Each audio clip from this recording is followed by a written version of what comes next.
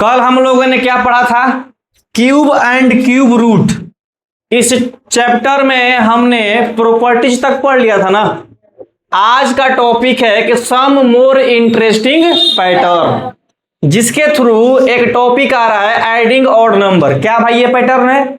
इसमें लिखा हुआ है कि if we add the consecutive odd number then we get the cube of the next number. अगर कंसेक्यूटिव ऑड नंबर को जोड़ते हैं तो हमें अगला क्यूब मिलता है। क्या मिलता है? क्यूब मिलता है। जैसे 1 एक ऑड नंबर है तो 1 का क्यूब 1 ही होता है। अब 1 के बाद क्या आता है? 3, और 3 के साथ 1 हो गया ना जी। अब लेवल 2 लेकर चलेंगे ना, तो 3 के बाद क्या आएगा? 5। तो 3 और 5 क्या होता है? 8। और 8 किसका क्यूब है? पैटर्न है ना ये। उसके बाद देखिए 5 के बाद क्या आता है? 7 के बाद 9 के बाद 11। मैंने 3 क्यों लिया? क्योंकि मैंने 2 ले लिया था। 2 के बाद 3 लेना है। और 3 क्या लेना है? Consecutive odd number. क्या लेना है? Consecutive odd number. तो 7, 9, 11 को जोड़ने से क्या मिलेगा? 27। और 27 किसका क्यूब है? अब हमने 11 ले लिया। 11 के बाद क्या आता है? 13, 15, 17, 19। हमने यहाँ 3 लिया था, अब हम यहाँ क्या लेंगे? 4। और चारों कंसेक्यूटिव ऑड नंबर को जोड़ने से क्या मिलता है? और 64 किसका क्यूब है? कोई दिक्कत? इसी प्रकार से ये पैटर्न आपका चलता रहेगा। अब यहां देखिए सेकंड का फर्स्ट पैटर्न क्या कह रहा है? Cube and their prime factor. क्या इसका भी रिलेशन है? किसी क्यूब और प्राइम फैक्टर के बीच में क्या संबंध है? तो कह रहा है कि each prime factor of a number appears 3 times in the prime factorisation of its cube.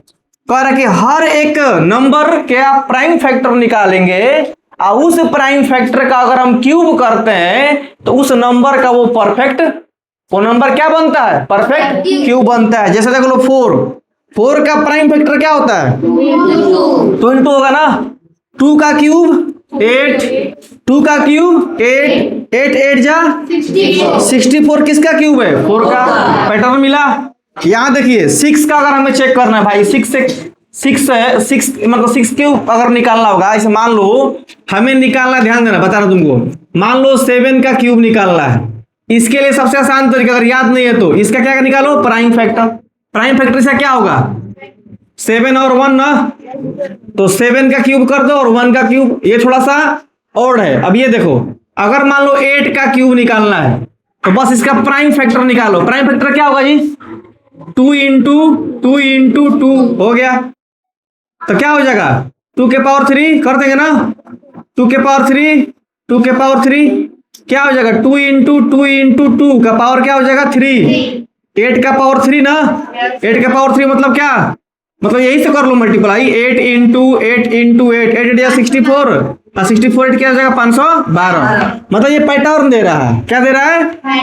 कि किसी नंबर का क्यूब अगर बताना है तो उस नंबर का प्राइम फैक्टर निकालिए, उस प्राइम फैक्टर का क्यूब कर दीजिएगा तो उस नंबर का क्या हो जाएगा?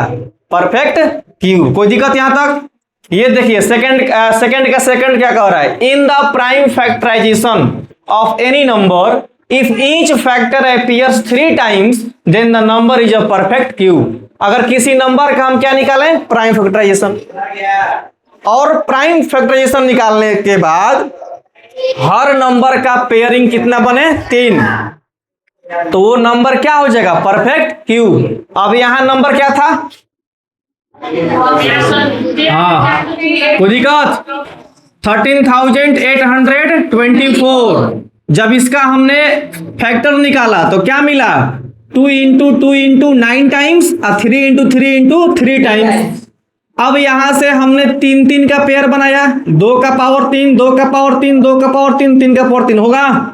आप यहां देख रहे हो ना, बेस डिफरेंट दिखाई दे रहा है यहां पर। तो सारा बेस आपस में क्या हो गया? मल्टीप्लाई, और एक पावर यहां जुड़ गया। और बेस का मल्टीप्लाई किया तो क्या आया? 24। तो 24 का क्या हो गया? पावर 3। मतलब ये जो नंबर है किसका क्यूब है? 24 का। कोई दिक्कत? इसके बाद है क्यूब रूट। क्यूब रूट क्या होता है? तो cube root is the inverse operation of cube. अगर क्यूब 3 का 27 होगा तो क्यूब रूट ऑफ 27 बराबर हो जाएगा 3 के पावर 3। कोई दिक्कत? ये था आपका पढ़ाई किसका? Chapter cube and cube root. कोई दिक्कत? Yes, sir. हम्म